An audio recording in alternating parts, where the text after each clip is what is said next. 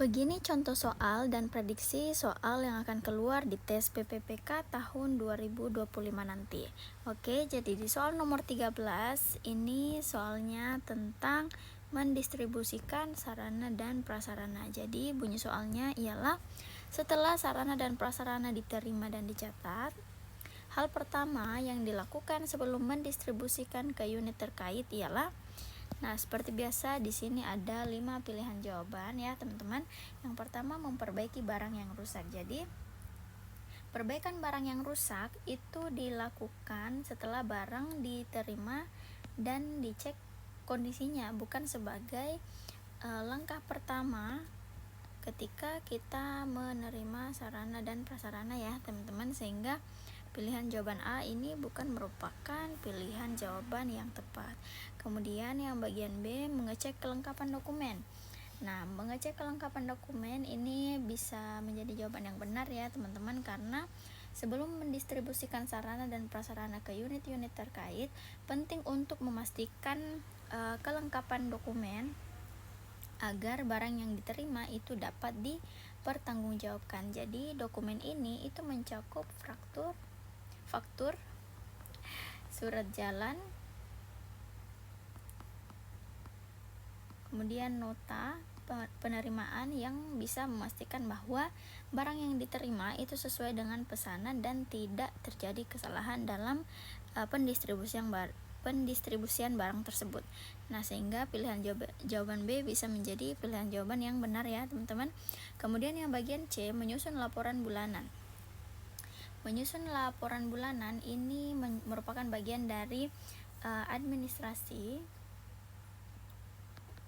dan dilakukan secara berkala, bukan sebagai langkah pertama sebelum distribusi barang ya, teman-teman, sehingga pilihan jawaban C ini bukan menjadi pilihan jawaban yang tepat. Kemudian yang D, menyimpan barang di gudang. Jadi menyimpan barang di gudang itu juga bisa dilakukan jika barang belum didistribusikan, tetapi sebelum itu tentu harus ada pengecekan dokumen untuk memastikan kelengkapan seluruh sarana dan prasarana yang diterima, sehingga pilihan jawaban D juga masih kurang tepat.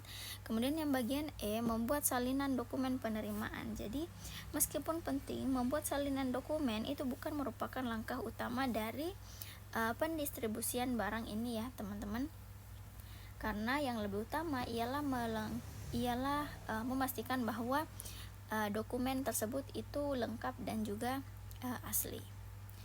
Sehingga dari beberapa pilihan jawaban yang ada, jawaban yang paling tepat ialah bagian B. Jadi teman-teman bisa mendapatkan ebook ini dengan menghubungi nomor yang udah tertera di layar atau mengakses link yang udah juga tertera di layar ini ya, teman-teman.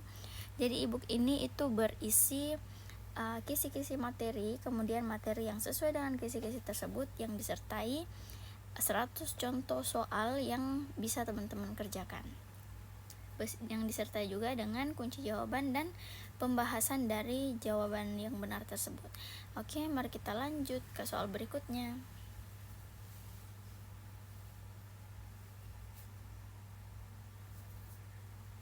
Kemudian yang ke-14 yaitu topik tentang menginventarisasi sarana dan prasarana. Jadi bunyi soalnya ialah salah satu manfaat utama dari inventarisasi sarana dan prasarana adalah, di sini ada 5 pilihan jawaban. Mari kita mulai seleksi pilihan jawabannya. Nah, yang pertama yaitu bagian A, untuk menentukan jumlah barang yang dipinjam. Jadi inventarisasi itu mencakup semua barang, baik dipinjam ataupun tidak ya, teman-teman.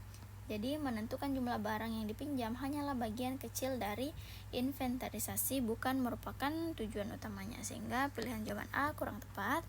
Kemudian yang B, untuk memudahkan pengecekan barang yang rusak. Jadi inventarisasi itu memang mencatat status barang seperti barang yang rusak, tetapi tujuannya lebih luas, yaitu mencatat status dan keberadaan seluruh barang, bukan hanya barang yang rusak ya, teman-teman.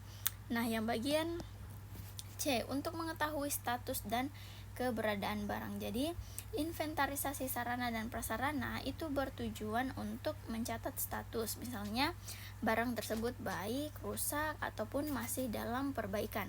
Jadi keberadaan barang yaitu lokasi penyimpanan atau unit menggunakannya juga dicatat dalam dalam buku inventarisasi ini.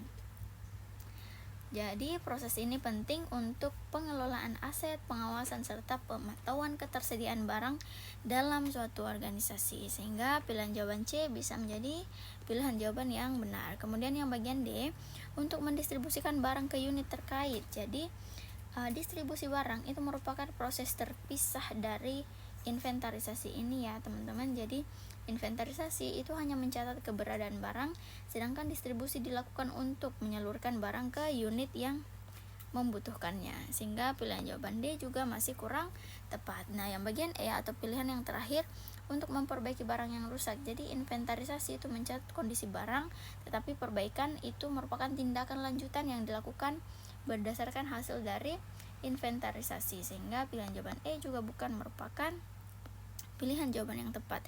Nah, jadi dari seluruh pilihan yang ada, maka pilihan yang paling benar ialah yang bagian C, yaitu untuk mengetahui status dan keberadaan barang.